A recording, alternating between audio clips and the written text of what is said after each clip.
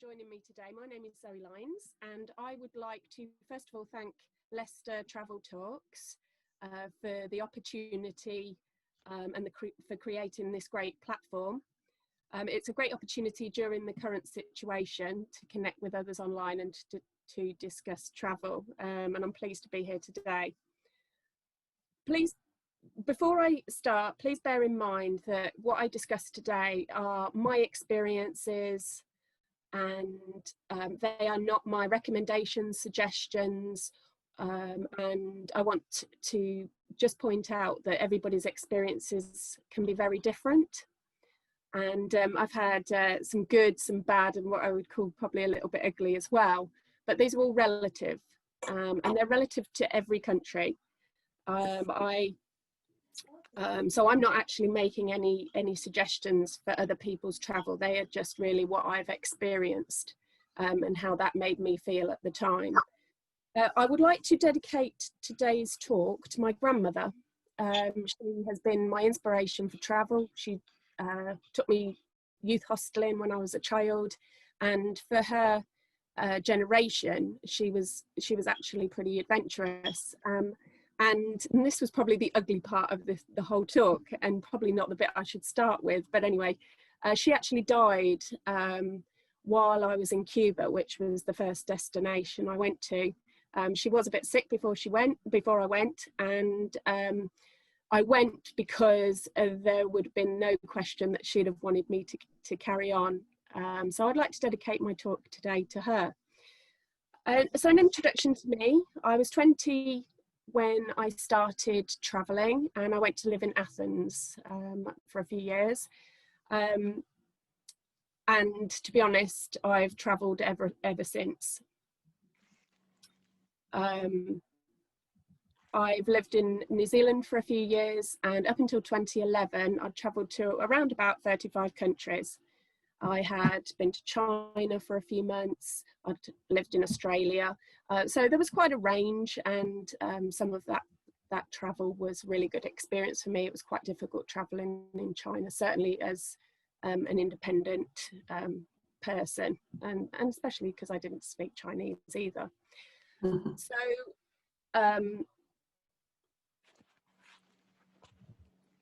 in 2011, after working in London for 5 years, after my return from New Zealand, I decided that I wanted to focus on my ever developing list of things to do. And so it was quite difficult to do this while I was working, because they would take me away for quite long periods of time. So I left work in October 2011, and I decided to go to Asia for 6 months. I decided to go to Asia for 6 months. After I came back, I wasn't quite sure what I really wanted to do, but I knew that the journey would take a metaphorically long time, but I had no specific ideas of exactly what that would entail. So I decided that the next adventure would be based on a scientific approach. So I got a map, I waggled my finger around and just put it on the map, and then decided to go there. Since then it has evolved. So I've been traveling, as I say, since October 2011, and they have taken the form of trips. And with that, I knew from previous experiences of my travel that it would be hard work joining all of the trips together. So I decided not to overdo it, and in between different trips I've taken breaks. So because I'm living in New Zealand, I've developed quite a good network of friends. So I take a break by either going to New Zealand or staying in the UK. I visit family and friends, and I restock on gear. For different trips, you require different types of equipment. So I have technical tents, I have very basic things, and they are for all different seasons. So I try not to travel with too much gear at any one time. Although, to be honest, with this particular trip, the shopping was so amazing. I constantly kept picking up bits as I went along. So by the time I left, my pack was pretty heavy with stuff, to be honest. So, as I say, although there wasn't a grand plan, I still found that I was guided by world events. So, for example, I decided at one point to go to Kenya, but then they had the mole shootings, so it wasn't then possible to go because the Foreign Office advised all but essential travel. The other thing is that I also sometimes change my mind depending on the how the previous trip has evolved, and this can sometimes relate to budget as well. For example, when I travelled to India, it was really, really cheap, so the next trip I could be a bit more frivolous because the budget had been stretched quite so far. Today's talk is on one of those trips. Let me clarify. I'm going to read my ethics here because I want to make sure that they're clear. So I do have preferences and ethics to how I like to travel. So my aim is always to protect animals, nature, and the vulnerable at all costs. And that could be something like helping other female travellers, helping younger people that are perhaps experiencing some problems. I like to travel independently on my own. Again, from previous experience, I decided that I like the freedom. If I get up at 10 o'clock in the morning or 4 a.m., which I have done to watch sunsets, I don't want that to be predetermined or issues surrounding perhaps considering other people and so on. I have travelled for periods of time, so I've met people along the way and we've then joined up and moved on together. But I do prefer to travel on my own. I try to offset my carbon footprint where possible, and I travel on local transport, whether that be a ferry. I took a ferry in the Philippines. It got stuck in a storm, and the journey of 5 hours turned into about 15 hours. So I certainly make sure that even if it's difficult, that I do try and travel over land or by sea to reduce my carbon footprint with flights. I try and stay in smaller accommodation choices where possible, and I don't particularly like staying in hostels, especially in my older age and experience. It's nice to have your own privacy and to be able to relax. The only time I will stay in a hostel is if I'm in somewhere like America, where it's so expensive. I mean, hostels there were approximately £50 to £60 a night for a dorm room. So I was still sharing with 8 other people and I was spending quite a lot of money. My favourite's camping, but I didn't feel safe as a female traveller camping in Central or South America, which I will highlight on a little bit more. When I travel, it's important for me to mix with other people. Although I like mixing with anybody, I do prefer to try and mix with people of the country I'm in or other cultures to get a really broad experience of that particular trip and other people's experiences. And I also try not to go on organised tours. I have found from previous experience again that I get to somewhere and I'm so excited to see it that when 50 people are trying to get off the coach, I find it really difficult. And not only that, when we're ready to get on to the next place, and then I find that if people are late or having lunch, I'm just then got the complete freedom to be able to do that. And that was especially important actually in South America. Just the route I took would mean there was too much backtracking for me to complicate it. But I went to those 2 countries in a later trip at a later date. With flight, I took a flight between Panama and Colombia. I wouldn't normally do that. But the ferry got me in too late for a visa restriction, and so that was going to be a bit of a problem. I've taken approximately 13,000 photos, and they are of churches, volcanoes, lakes, waterfalls, ruins, and more churches. So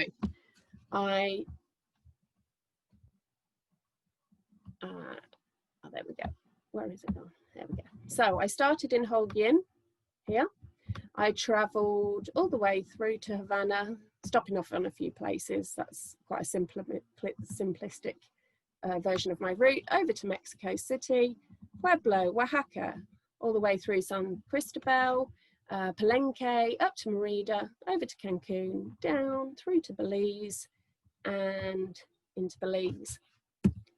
So Cuba.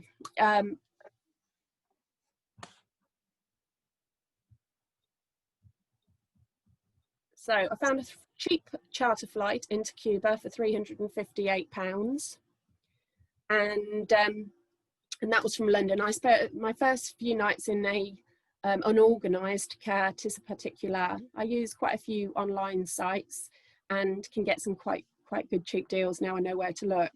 The one thing with Cuba is that they have two monetary systems, the CUC, C-U-C, and the Moneda Nacional. And although I knew this, I couldn't quite work out how it worked. So I found that I was paying in CUC when I should have been paying in Moneda Nacional, because it's at the time it was 25 to 1 CUC.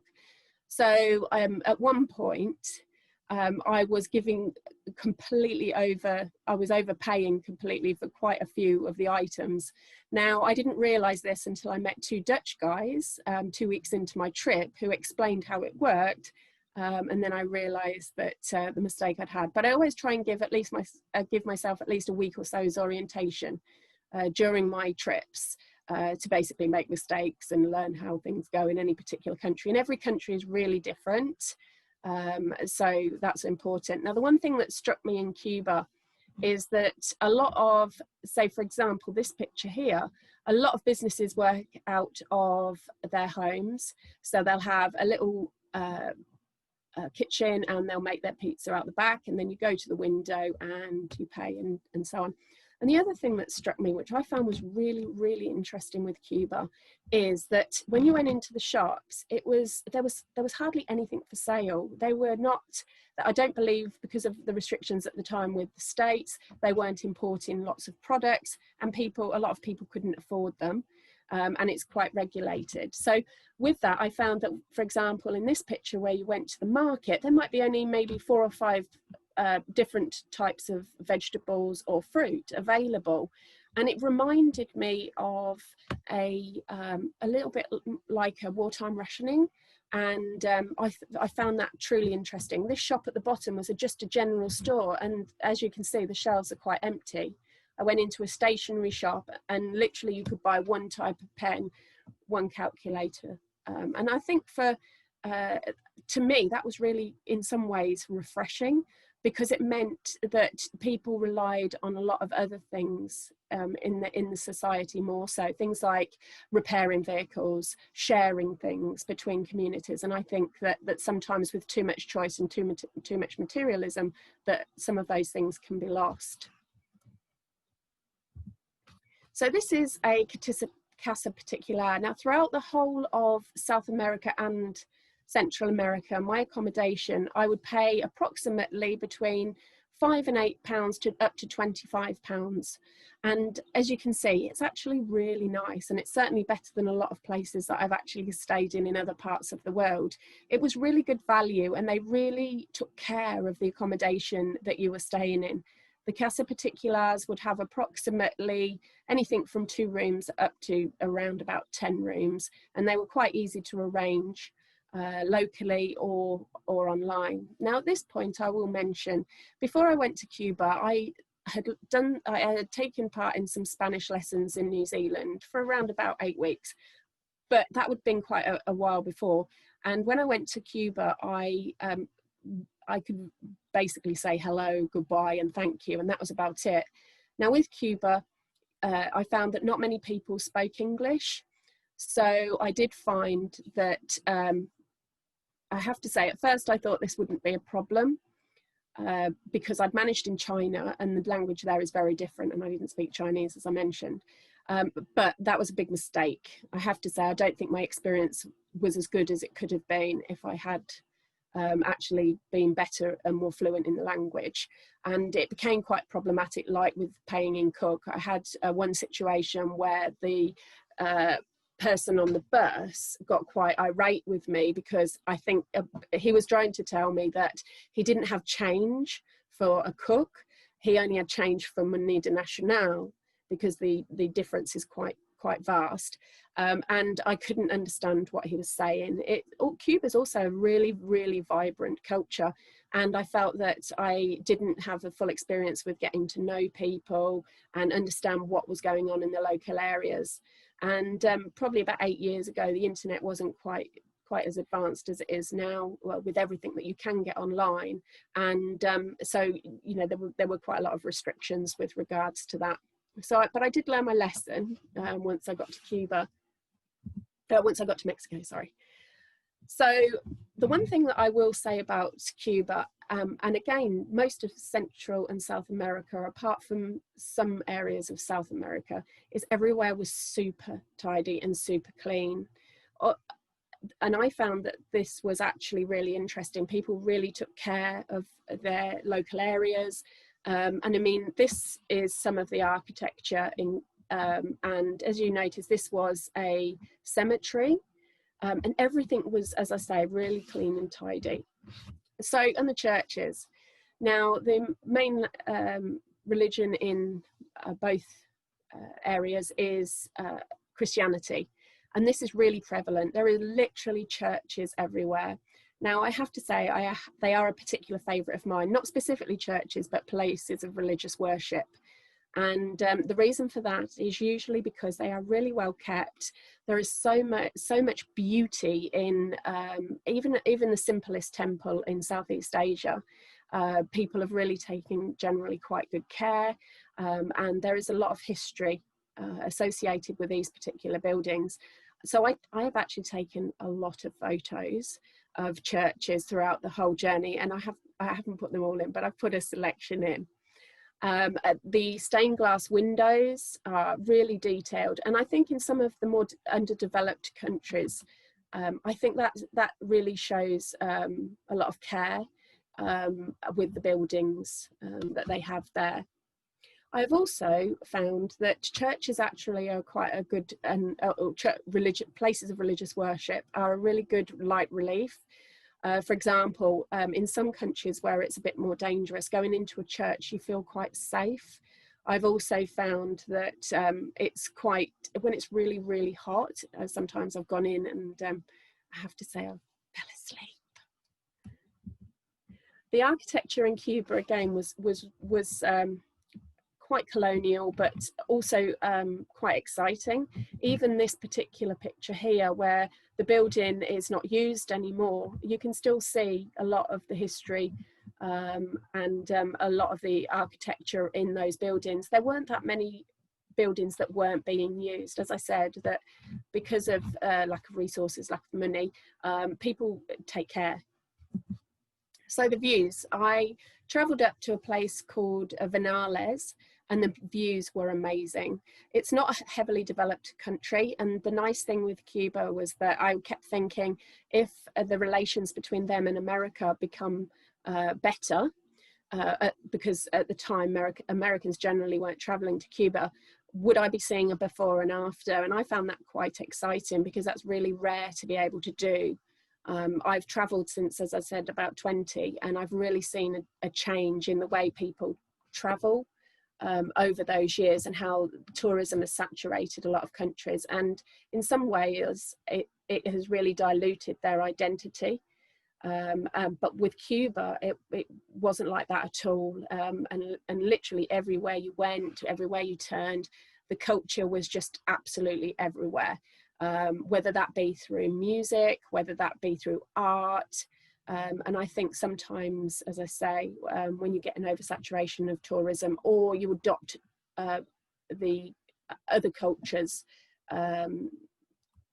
things, then that can sometimes ruin the situation in that particular country. I found that in places like Barbados, where everywhere was American condos, and only in the capital did you actually see people from Barbados. actually experiencing their lives. And I found that much more interesting than actually seeing all the condos, because I can see that in the States if I need to.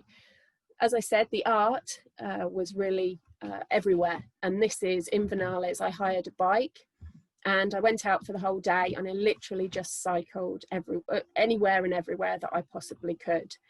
And I came across this. I didn't find it at the time in a guidebook. So I thought that it was a good expression of Cuban art. So the thing with Cuba is what's not to love. I didn't get embroiled in any of the politics.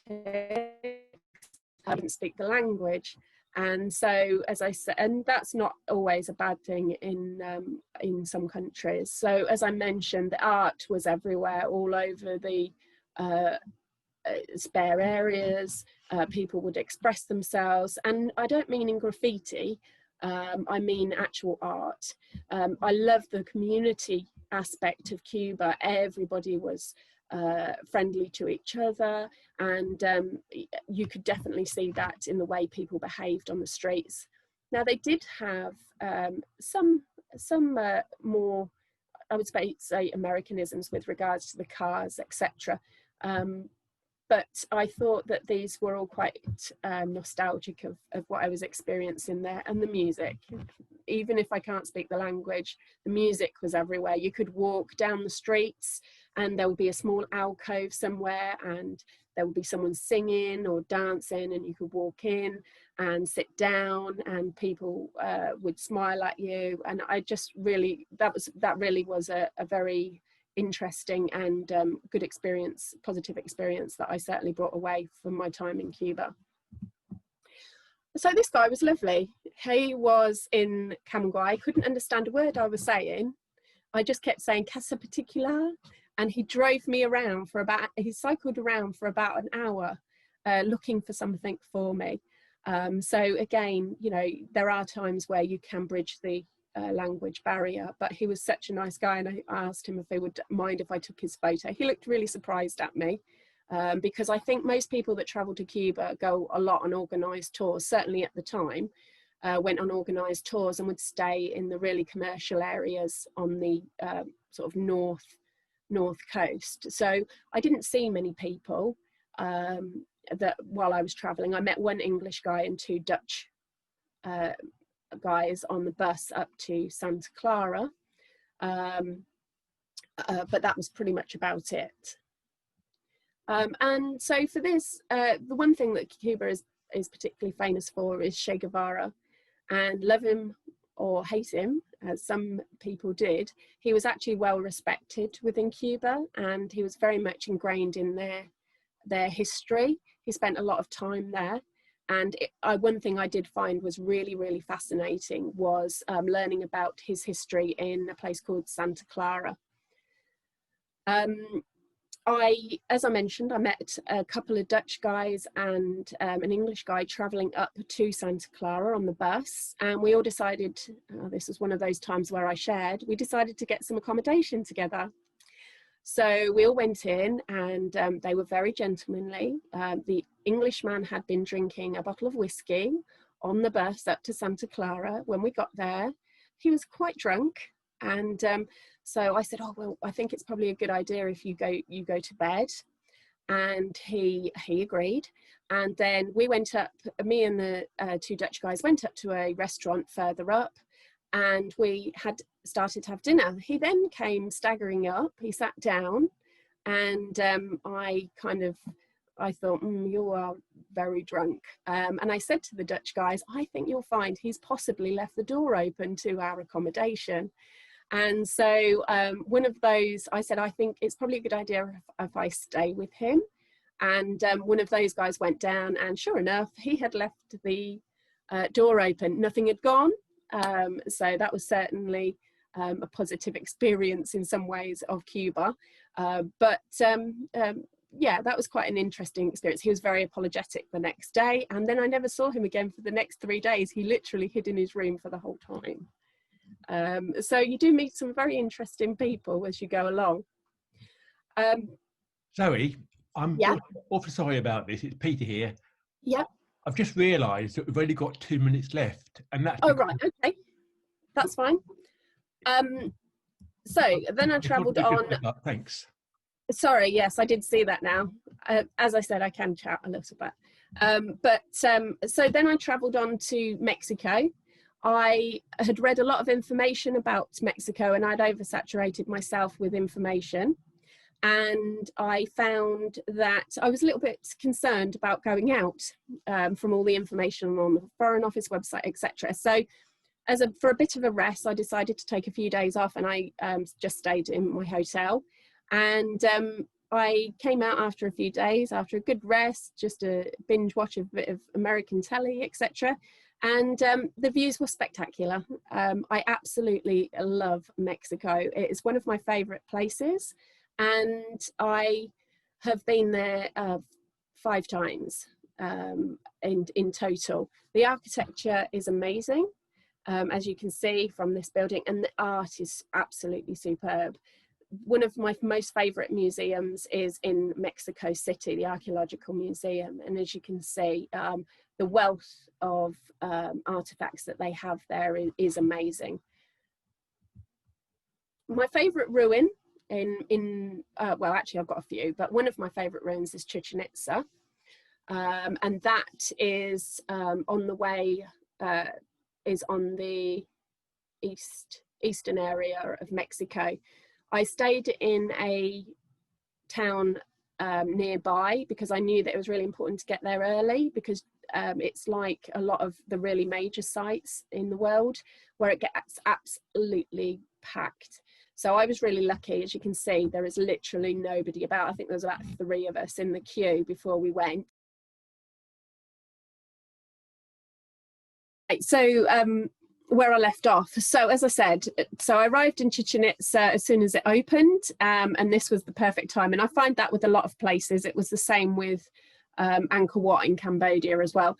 I spent the whole day here, but I was traveling on, so I had to bear in mind that I had to catch a bus. So I left my backpack in there, and they cater very well in South America and Central America to travellers. There's a very good infrastructure throughout. The one thing that I thought was interesting, and this is, they have this in pretty much most of the Mayan ruins in South America, is it used to be like a ball game area, and I just found it fascinating. In terms of all of the detail from the way they've built it, they've been very sympathetic to the way that they've reconstructed all the ruins really in South America. So I spent quite a lot of time in visiting Chichen Itza. To go on. Oh, there we go. So what I did do is, after my experience in Cuba, I decided it was time to learn Spanish. So I spent some time in a place called Oaxaca, and I went to school there. I've also been back there since for further study in Spanish, and that was last year. The one thing that Oaxaca is famous for is mole, which is this here. I didn't particularly like it because it has a bit of a savoury flavour, even though it's got chocolate in it. And mezcal. I really liked Oaxaca. It was a very artsy vibe there. And they also like chapulines, so grasshoppers, to eat. So you get that in all of the markets. Now, the one thing was that within the school, they have a lot of contacts within the Oaxaca area. So this photo here is I'm being filmed for a tourist video. There was a few of us that were asked to actually engage with the tourist office within Oaxaca, and this is with us filming. I didn't feel particularly comfortable doing it, but I was in the background, so it was okay. My favourite festival of anywhere in the world that I've been to is the Dia de los Muertos. It's celebrated throughout the whole of Mexico, and it is a week, possibly 2 weeks, of celebrations leading up to that day, and they have lots of things going on. The premise is to celebrate the lives of those that people have lost, and obviously that was quite poignant for me at the time with my grandmother going. Now, again, it's all about dancing, music, traditional costume, and there is a big theme around skeletons, etc. There's each city and town will have their own celebrations, and it culminates at the end where people go for the last couple of days to visit the cemeteries. So cemeteries are a really important factor in Mexico, and they're well kept. So in terms of where did I go next? So I travelled from Belize into Guatemala, into San Salvador, up to Honduras, Tegucigalpa, Nicaragua, San Jose, and down into, so Costa Rica, sorry, and into Panama. Belize, right. Belize was one of the first countries I visited that spoke, well, the only country, in fact, that spoke English. They had a lot of colonial buildings in the city. Again, it's really clean, but they have got, there is quite a poor population in the capital. And I found that it actually had quite a bad reputation, Belize City. Now, I decided to go over to the islands, and I came to the ferry port, which is from this particular, from the small harbour, which is this area here.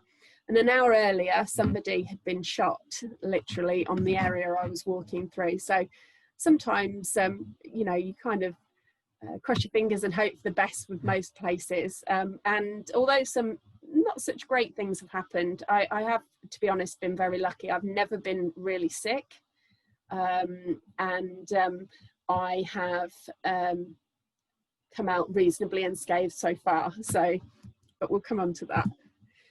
Now, I went over to Cayaculca, and I walked around the island, and I met a really lovely lady.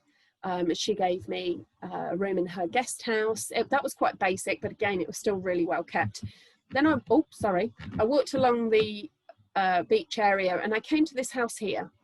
A little bit premature with my here. It was like a rotunda house, and I laid on his pier here, and it was an American guy, and he came out, and we chatted literally for about 2 or 3 days. I kept coming back every day, and he would fill me in on all you know, the things to see and do in Belize, and he'd been living there for about 10 years. In Cayaculca, and he said, you know, it was a private pier, and he was more than happy for me to use it. But he did tell me that to be careful at night, because even though Cayaculca was a really small island, they had their own little gangs, and that a few female tourists had a few problems, and just to be really careful. So that was quite interesting, and again, very handy for me, because it looked like a very innocent island, and it is, and this is where I mentioned my caveat at the beginning. It is just based on experience, because I had no issues at all. They do try and regulate within the island as to, you know, sort of like their own justice as such, he said, and they have committee meetings, but a few of the younger men had caused a few problems. So when I came into Belize, I went via Orange Walk, and again, there was nobody there, but I was told by one of the groundskeepers there that if I had come the following day, there would have been about 5,000 to 10,000 people coming off of a cruise ship. So again, very, very lucky. I virtually had it to myself, and it was just a really interesting place to be able to walk around alone. So this is some of the nature that I found in the Orange Walk area.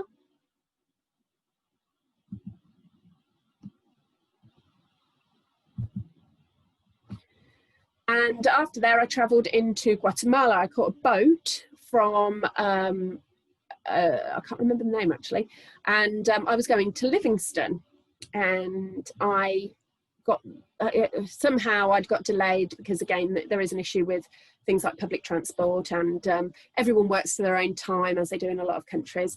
And I hit the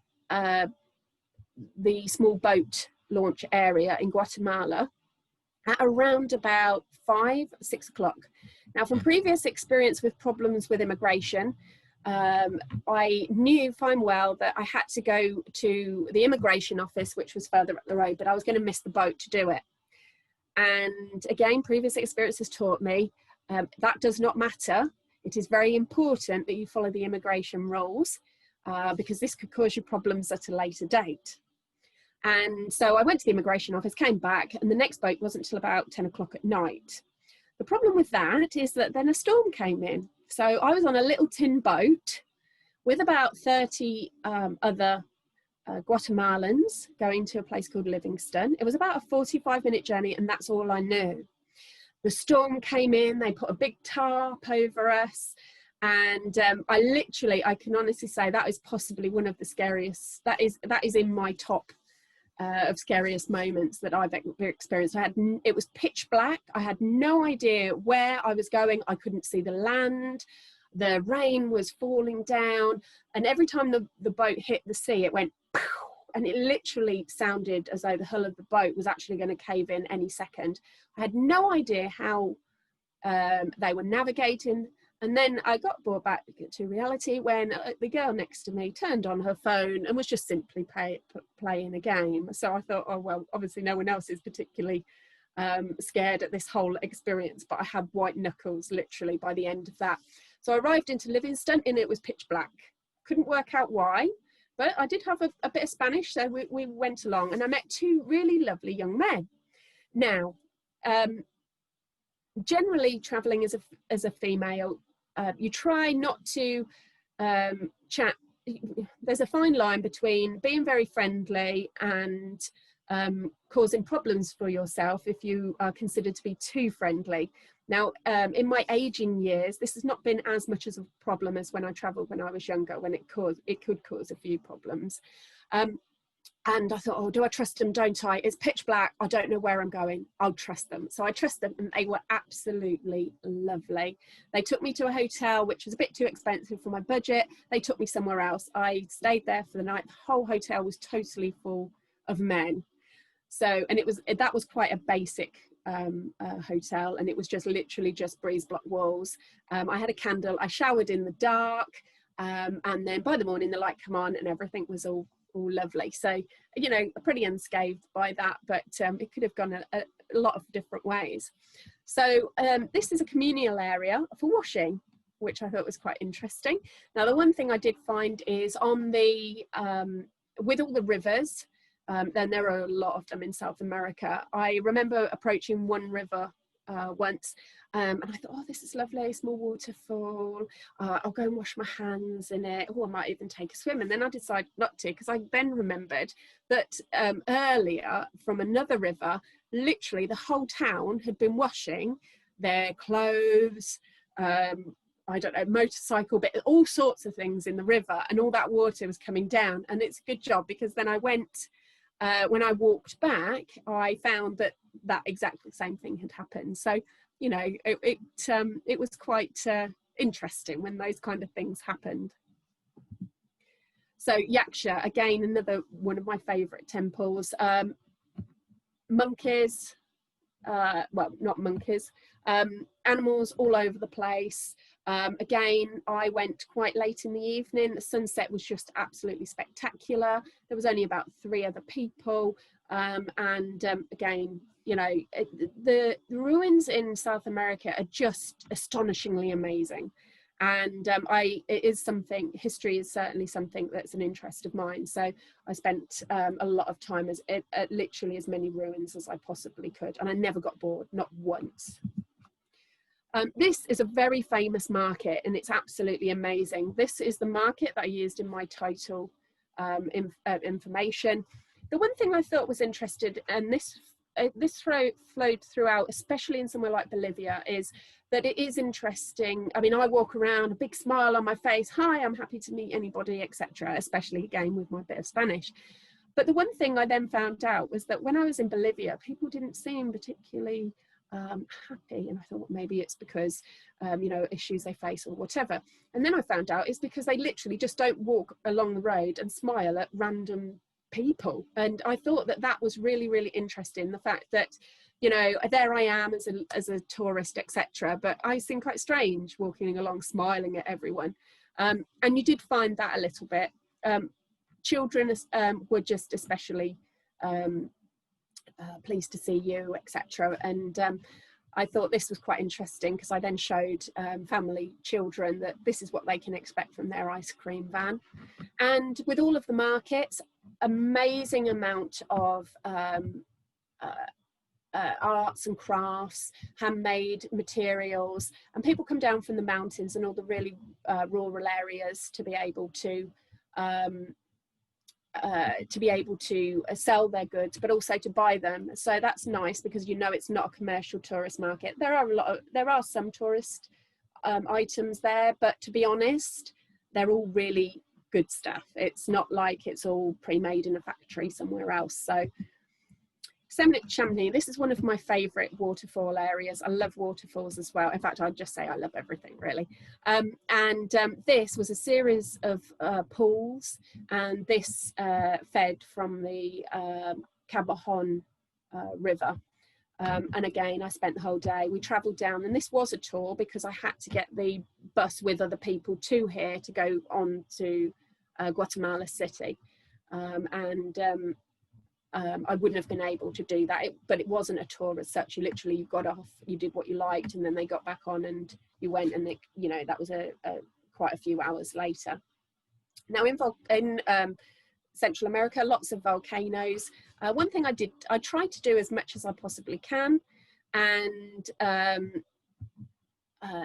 I'd rather see as much as I can and perhaps miss out budget-wise on another trip and revisit that at a later date than go somewhere and not do as much as I can. But there was a lot of similarity between things like lakes and so on. So I still had to choose, because otherwise I would be doing everything and not move on. And a lot of the countries had, to be honest, with one lake, you saw them all. But the ruins and the waterfalls were certainly always unique and definitely worth a visit.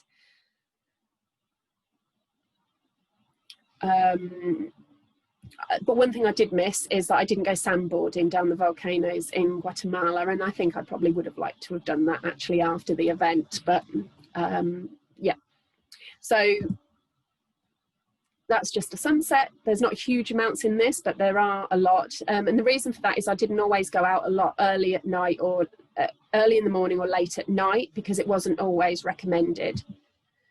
Especially for a female traveller on her own. And to be honest, I was going out. If I was going out at 8, I was still coming back by 6 or 7 anyway. So literally walking for the whole day. It was a very intensive trip. So the borders are just like any other town. They were really easy. I didn't have too many problems. But as I said, I made sure I always went to immigration, because that can cause you problems and you can end up being incarcerated for not doing that. Joya de Ceren was like Pompeii. It was an old farming village, and it was buried underground. And this was really interesting area, and certainly a highlight of El Salvador. El Salvador was the only country I registered with the Foreign Office. I didn't feel safe, particularly in El Salvador, and I got stared at quite a lot, and that may have been good judgment, or I don't know, because I didn't experience any problems or anything like that. But it was I was told that it could be a bit more problematic in El Salvador. Santa Ana, this was a volcanic area, and this is one of 2 like turquoise lakes I saw. The other one was in Peru, and the scenery was just stunning everywhere you looked. And a lot of these I would go on maybe 2 or 3 hour walks to get to these places. So and again, look, no tourists. It was pretty special. This is the kind of transport I would travel on. Somebody's rucksack there, not mine. Mine never fitted in there because I bought too many things in Mexico, to be honest. But it was quite nice, close quarters. People weren't especially chatty because these were people going about their daily lives. But I would meet the odd person. I met a really nice Alaskan man who travels for 6 months a year and then goes back to Alaska for 6 months and stays there for the winter. And he was really interesting. Waterfall. Another one. So again, the nice thing with El Salvador, this gives you an idea of the way that just art would be put on people's buildings. I think they did it as much as anything else, you know, as a general thing, because it made the street and their properties look pretty. But even here, where perhaps the property is looking isn't adorned with the street art. It's still really clean and really tidy. And these were the kind of food outlets that you could find in El Salvador. So when you were traveling, there was, oh, I've done it again. There was always an abundance of food, and people, and a lot of people earned their living by coming on board the buses and selling peanuts, crisps, fruits, and other local foods, depending on the country I was in. And this was just an example of that in Honduras. Honduras was the only other country. I didn't feel particularly safe in Tegucigalpa, in the capital, and I went to see a travel agent. I walked from my hotel to the travel agents, and when I got there, she said to me, make sure you get a taxi home, you stick out like a sore thumb, her exact words, and you won't, you know, I've lived here for quite a long time, you need to make sure that you're safe, because you could be at risk. And I couldn't find a taxi, so I walked back and I didn't experience any problems at all. So, you know, you have to make the judgment yourself. And I have had a reasonable amount of experience, but you just never know. So the Copan ruins were really interesting. The nice thing about this is that there are a million macaws and butterflies. And what they do is that they will land on one tree in the ruin area, and then they will suddenly, for no reason, all fly to another tree, and they constantly did it. And I've got some really lovely camera footage of that. Again, really interesting the way that the land has reclaimed the ruins, Copan ruins. And as I said, the actual detail of the ruins is just incredible, absolutely incredible. And what they've preserved has been amazing, considering that some of the countries are quite, as I say, quite underdeveloped. They really have invested in preserving their history. Nicaragua, right, I really like Nicaragua in the fact that I spent about 3 weeks in Leon, and I learnt Spanish again. So it was so much easier learning Spanish while I was able to practice it. Now, there are not many photos of me. There are literally about 15 in all the 13,000 of all the trips. There's probably about 15.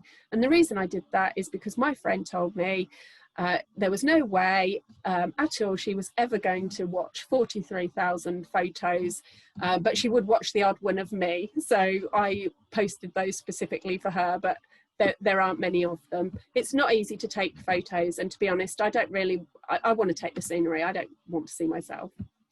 Again, Nicaragua, they had a lot of local businesses that were on the streets, and this was a group of men, all would take on sewing work for people within the local area, and they would all congregate, they would all have their businesses together. They wouldn't all be spread out, so you'd have sewing here, you would have grocery shops here, and usually specialist professions would all, as I say, have a particular area that you'd go to. So this is, and this is what I mean in this photo by a lot of the lakes look the same. So you had to be very careful about what budget I used on visiting what lakes. So I just tried to pick some and just hoped when I got there that what would be interesting to see and to photograph. But as you can see, this literally, you could be anywhere. But the volcanic area in this area was particularly interesting because of all the landslides, and I walked all the way around. So the food in South America, I'm a vegetarian, and I don't eat any meat or eggs or anything like that. But there was always something everywhere, and the food is amazing. I felt in some countries, they say, oh yes, you don't drink the water, you know, don't eat in the local eateries. I didn't have any problems at all in South America, but I didn't have any problems in India, and I've been told that that's just... So yes, you can make the judgment there. I was a lot more careful in India, admittedly, but in South America, I had no concerns. I was not sick in the whole time I was there or anything like that. So, and again, as here, South America and Central America was very different to Cuba in the fact that they had a lot of selection. There were a lot of rural areas that they would have lots of markets.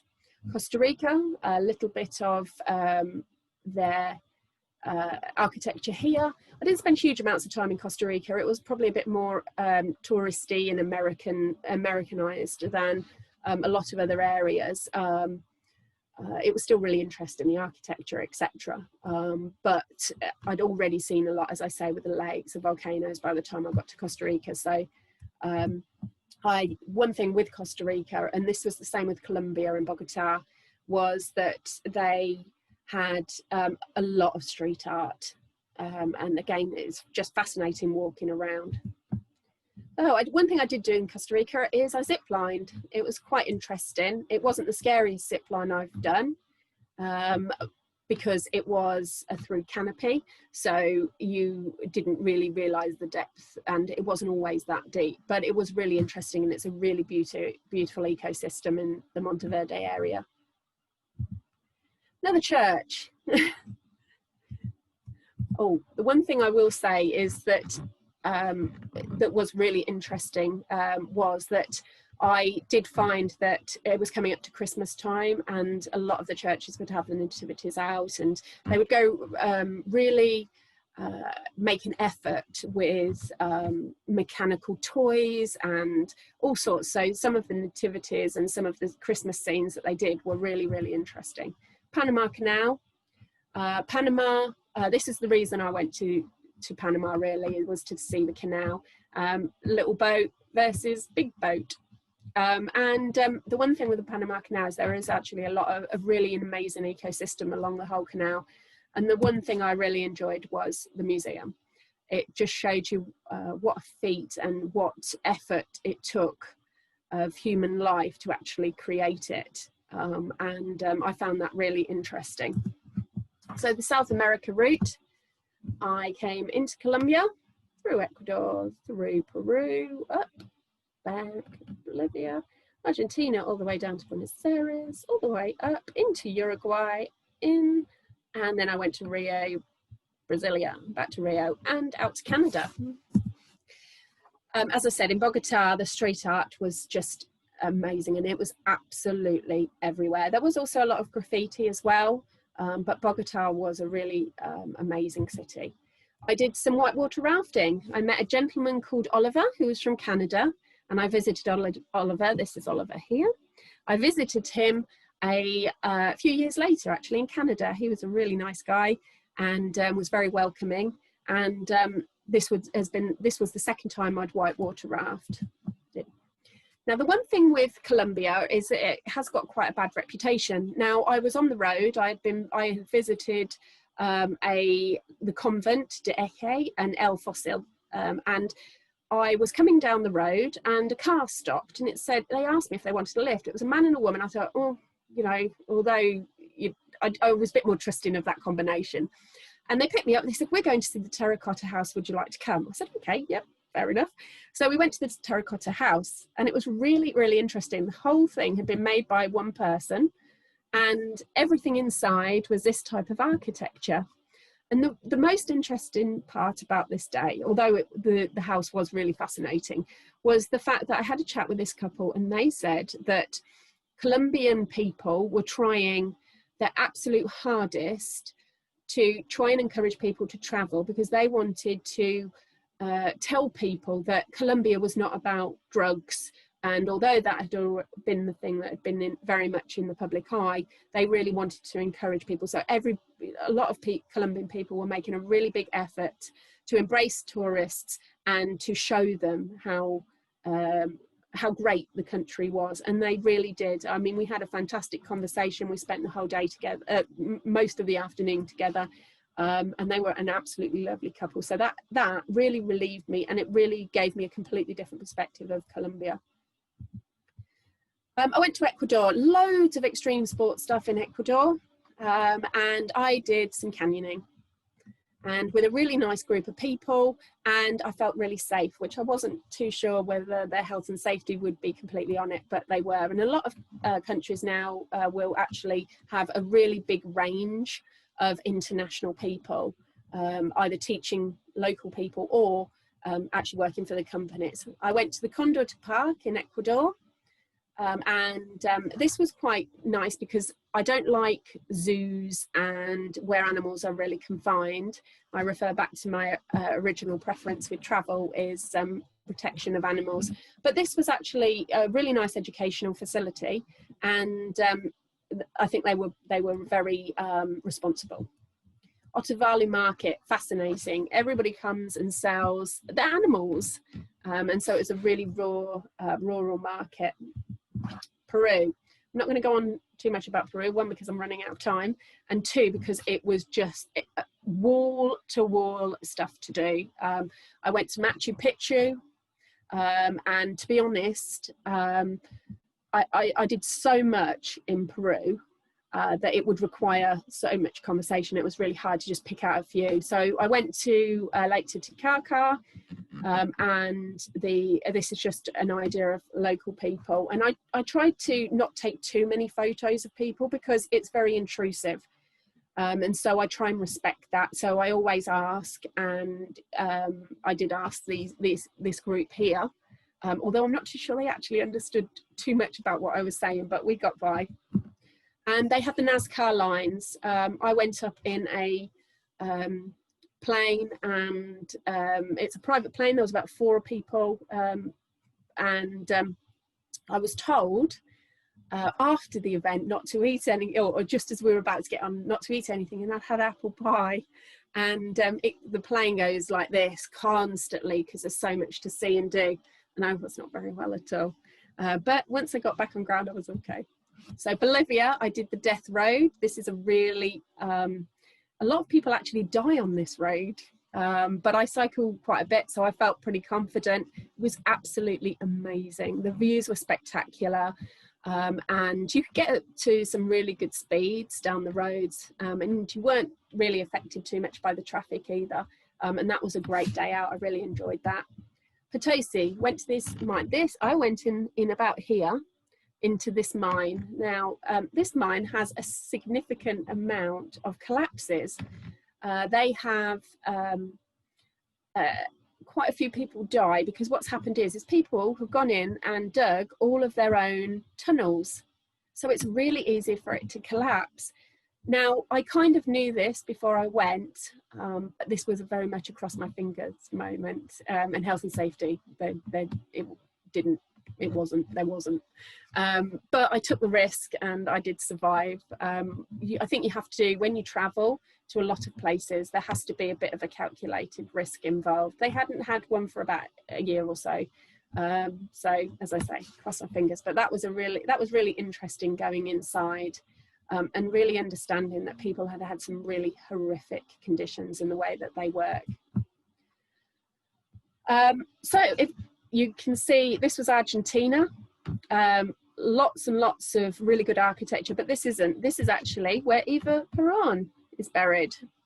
But their cemeteries, as I said, people here are really very religious, and their cemeteries reflect that. And you will have big mausoleums for families, and they go back generations. This was the most amazing waterfall I have ever seen, as would be expected. I spent 2 days, one on the Brazilian side, one on the Argentinian side, and it was just spectacular. This is one of my favourite photos, actually. It was very busy, but not so busy you couldn't get some private moments, and it's a really large area. And some of the the butterflies would literally sit on your hand, and it was just amazing. Brazil, I have to say, Brazil was possibly my least favourite place because of the experience I had. I was attacked in Rio by a group of young men. Now, it is, again, a bit prevalent, and it's a very poor city. And I was okay. They didn't get anything. So that was one of my, again, not so nice experiences. But I was very lucky there. But the one thing with Brazil is that they have Brasilia, and it's quite a futuristic city. Which I thought was really interesting. I mean, all of the architecture there is really modern. You feel like you are walking around a future city.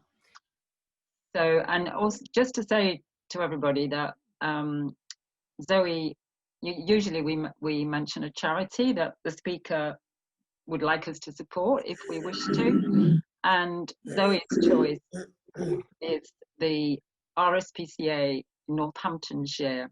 Can you just remind me of the Zoe, of the, was it a GoFundMe or what was? Yes, I through a few years ago, I did take some time where I stayed in the UK and helped my mother out because she decided to volunteer.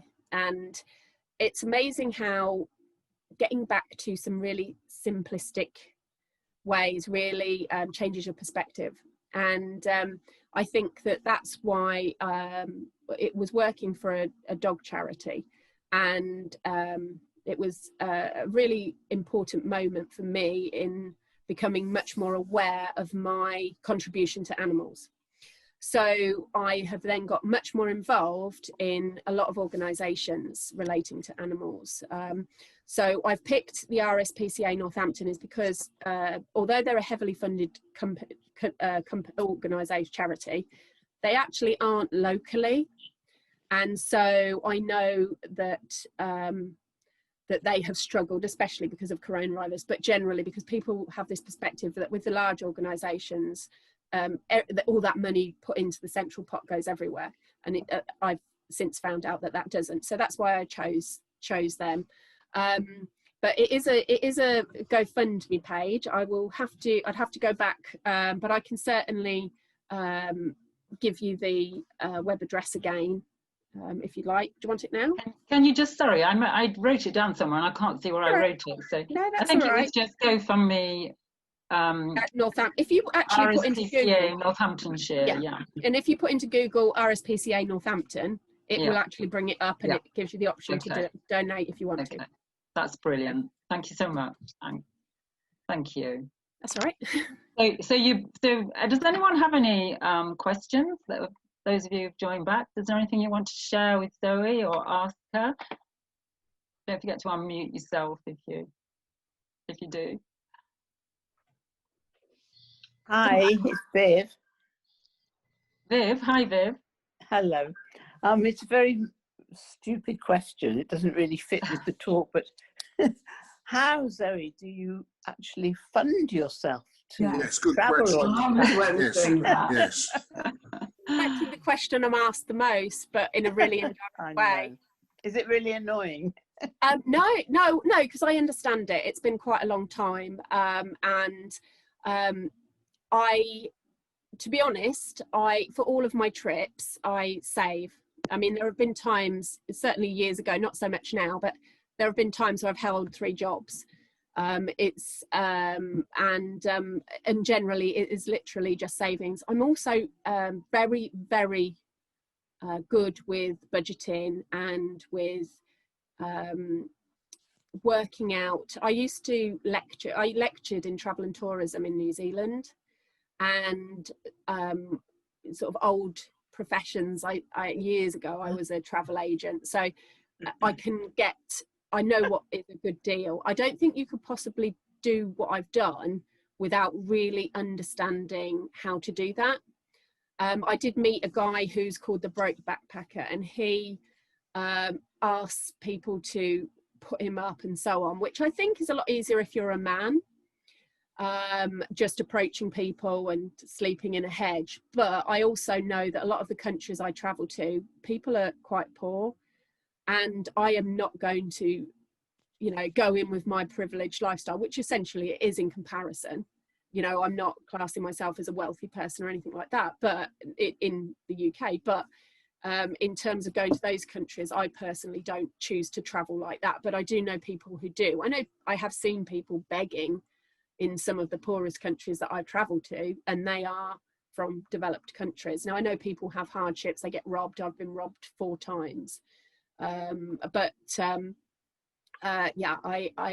It's generally savings and really, really good conscientious budgeting and working out what to see and do. Thank you. Thanks for that. Wendy? You were talking about ruins at the Copan Ruinas. You didn't say how old they were. Oh, no, To be honest, because of the amount of places I've visited, I now have to go back to my notes. Yeah. So something like Chichen Itza, the Copan ruins, a lot of them of the Mayan period. Right. And so, to be honest, I would have to look that up for each of those. And as you can see, I chatted quite a little bit. Chichen Itza and those, we've heard about them before, but I've never heard of these before at all. Same. I went to a place called Palenque as well, and I did a government trip there. And literally, as there's a man in a like an old school bus takes you around these ruins, and I went to about 7 different places, and there was no other tourists at all. And that was the one thing I liked about South America. Yes, Chichen Itza was busy because it's well known, but there is a lot of places where in those areas where it is the waterfall without anyone else. It's not undiscovered, although they have recently discovered somewhere, I think in Guatemala, that's never been discovered before. But it is that type of place to travel to where you may not see anyone else. And that was quite hard because one of the drawbacks with traveling for long periods of time is that you may not speak to anybody else that speaks English. And although I like mixing with other cultures, it's actually quite hard going. I've been a month without speaking any English at all. I've got to the point where sometimes I speak to the computer and I'll read out people's letters so that I feel as though I'm connecting in my own language, even if there's no one there. Certainly in the olden days I did that. But Copan, I would have to look up my notes, but I can give you more information on it. But also a lot of the places aren't in English, a lot of the information points. So you can sometimes miss that if you're not completely fluent, which I wasn't. I could speak Spanish, but not completely fluently as such. Thank you. Thank you for that. Anybody else? Viv again? Yes, sorry. Zoe, are you actually a New Zealander? I am originally from Northamptonshire. Oh, I see, right. But I've spent quite a lot of time outside of the UK, which means now that my accent is a bit of a mash of lots of different things. But because I spent quite a few years there and I was teaching, I think I adopted the New Zealand accent quite a bit. So sometimes you can hear it, sometimes you can hear me and it sounds a bit Australian and so on. Right. So yeah, a bit of everything. The only reason, one of the reasons I was wondering about that was you're clearly a completely intrepid traveller. And I only have 2 or 3 friends from New Zealand, and 2 of them love intrepid travelling like you seem to. They all do. Yeah, they do, you're right. What? I class myself as a 50-50. I believe that sort of I am a part English person, part New Zealander. There's certainly the culture that I've identified with the most in my travels, in terms of the lifestyle. I love the New Zealand lifestyle. I have a lot of friends there, especially from having worked there before, but I really identify with the outside adventure aspect of the way that they the things they enjoy. So yes, there is a Thank you very much. Sorry, I hope it wasn't intrusive. No, that's fine. That's fine. I just won't answer anything that I feel is a bit too personal, but I can't imagine there would be much that you'd ask me for that. Copan was the capital of a Mayan kingdom from the 5th to 9th centuries AD. To answer that question. You. Thank you. Well, Wikipedia. Okay, so anybody else want to? I mean, those of you who are still with us, if you want to put your video cameras on, that's nice. You can do that now without, interfering with anything. So nice to see Catherine. Anyway, yeah. Well, it was. I just hope you'll be willing to come back to us, Zoe, and do another talk at some point. There's actually It was lovely to have that overview. Sorry, it was lovely to do this kind of round, well, to say round robin, it's not like that, is it? But, you know, it was really interesting. And, you know, your maps and your little line drawing where you were going, that's really, really, really helpful. So, but I guess, you know, you would also probably like to share more detailed of a particular country or two or three. Certainly Peru. Yeah. And another country that I have been to quite a lot because I enjoy it so much is Japan. I absolutely love Japan. To be honest, I was going to say that in my summary, one of the questions that I am asked the most, apart from how do I pay for it all, is where's my favourite place? And so, you know, and Japan is definitely up there. I have to say every country is quite unique, and I've enjoyed most places. There have actually only been consciously one area that I have positively disliked. Other than that, I embrace everywhere and everything I've done because of the experiences I've had there as much as anything. But Japan, Colombia, Peru, New Zealand, Australia. I mean, the list is pretty endless, but certainly in my top few is Japan and Mexico and New Zealand. Oh, that's really nice. We can really look forward to that. And there is a question. There is a question from Susan in the chat. She's put, do you blog or write about your travel experiences? No, I don't. However, I don't, because a friend of mine is a really good artist, and I said to her, why don't you have a gallery?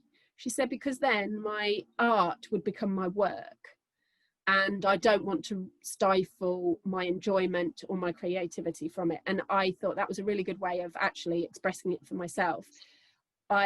Because of, especially with the budgeting, because I have to spend so much time researching while I'm traveling as well, to actually write about it as well as would be, I think, too time consuming, and would detract me from the enjoyment of it. But I have had some people recently have asked me about publishing some things, but I don't know, as in, you know, maybe it's worth investigating, or, you know, I'd really love to hear a bit more about that. So I don't know, it might be something I look at a later date, but and that's why this talk was actually really interesting for me, because I don't normally get the time to actually always go back and really digest what I've done. And that was why the Copan question was interesting, because then I've actually set time aside to really go into what I did, and how much I've actually missed reliving those experiences. So that's why this opportunity was actually, you know, really good for myself as well, and also presenting and getting used to doing that, and hoping that I'm addressing the right answers to people's questions and what they'd like to know about. So it's been as good for me, hopefully, as it's been for you. Thank you. It certainly has. It's lovely to meet you. Really lovely to meet you, and we feel we know quite a lot about you, really, because it was a very personal talk, and so that was really good. I mean, my friend who is a doctor in writing, she said to me, make it personable, because I would literally just talk about ruins and waterfalls. That is all I could sit here and just talk about it all day and how much I love it, and that's about it. But she said, well, give some of the, and the other thing is I didn't want to give too much about the bad things that happen, because I believe that is all part and parcel. When I'll give you an example. I was robbed in New Zealand about 13 years ago, and they took quite a lot of my belongings, but they took some really important things like photographs, and the students had made some things for me. I had been involved in a really important cultural festival there, and all of that had gone. And when I got robbed in Rio, although they didn't really take anything, it was quite a perilous experience, but I came out of that feeling not better, but a little bit more in control of the situation. And I knew a bit more, I felt stronger as a result of that because I'd had the experience previously. And I don't believe you can always predict what's going to happen, but I certainly feel that all those building blocks of experiences makes you more resilient, and that I think is one of the most important things, you know, for future experiences. Does that, I don't know if that makes sense. Yeah, no, it does. Yeah, and I think you kind of make the point that people are the same everywhere. You get your good and your bad, you get your kind and your unkind, and so obviously you do feel safer in certain countries, I'm sure, because of the setup. But I think that's why I mentioned New Zealand. I wouldn't have mentioned it otherwise, because it's classed as one of the safest countries in the world, and still things can happen. I can walk down the street anywhere and things can happen. I do believe that what I've done and some of the adventures I've found myself on, and I feel I'm quite fortunate in the fact that I've attracted some things that haven't been great, but I've also attracted just a vast amount of positive experiences that it all comes together as a whole. I think that is what those experiences have made me identify certain things, and a lot of opportunities I've created rather than, you know, leading on from somebody else. So you know, there's quite a lot of enjoyment and you know, pride in knowing that you've been able to do that. Yeah, it'd be lovely if you could make a program for the BBC or another film channel. Oh, I don't know. Anyway, has anyone else got a question or a thought, or it's briefly? Yeah? Sorry, I know Wendy did. Was there someone else there called? It was. Okay then. We'll go to Wendy. Yeah. Okay, I've just got a note from earlier on. I think at the beginning you said something about mole shootings in Kenya. No, there was a shooting a few years ago. There was a shooting where quite a few people were shot in a mall, as in a shopping centre. I see. I'm with you. Shopping centre. I do. Moles. No. I'm not sure. I wouldn't advocate. That would be a pretty bad thing. Well, the shooting was a bad thing, but yeah. No, they were. I've had that in a few places actually, where suddenly things. And Tunisia was the same. When I wasn't far off going to Tunisia when they had all those horrific shootings there, and that changed my plans. I mean, normally it's because something's happened or somebody said something, and I've thought, oh, actually, I'd really like to go there. That's normally the reason for why I've chosen the places I have, although world events have also dictated as well. I mean, I went to Kuwait a couple of years ago because I haven't done much of Africa. I've been to a few places in Africa and a few Arab countries, but I haven't been to many. And so I thought I'd check out Kuwait. And you know, once you then look into a country and you find out a bit more about it, you then all of your preconceptions about some things kind of dissipate. So I think that is certainly one of the learning curves I've had, is where certainly the past 8 years has completely changed so much of my perspective on pretty much anything and everything. So you know, it's been a benefit there. Good and bad. I'm not bad, but perhaps not fun. Okay. Hilda, do you want to say something? Have you ever been to any of the wild parts of the British Isles or Ireland? Like the very north of Scotland, or Orkney, or Shetland, or Fair Isle, or any of those places? Well, next week I'm going camping in the Isle of Wight, so I'm not sure if that's wild enough. But I'd love to go there. When I was 16, I decided, it came into my mind that I wanted to go to Australia, and then I and I decided that I was going to work my way backwards. So in other words, in my later years, it would be easier to travel around something I certainly know a lot more about, in terms of like being in the UK or Europe. Plus, it's easier to come back in terms of destinations.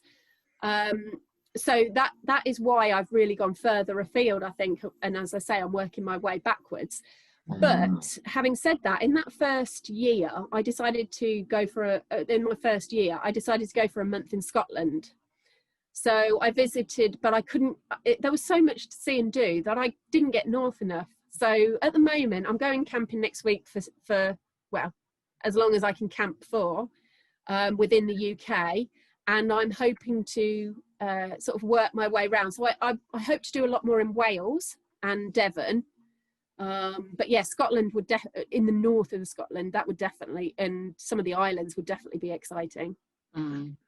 Lovely, and all the best with that, Zoe. It's you know, you've obviously got a lot of travels to come, and we look forward to hearing from you, and certainly to, you know, to have you back here. That would be absolutely great. Shall we show our appreciation? Yeah.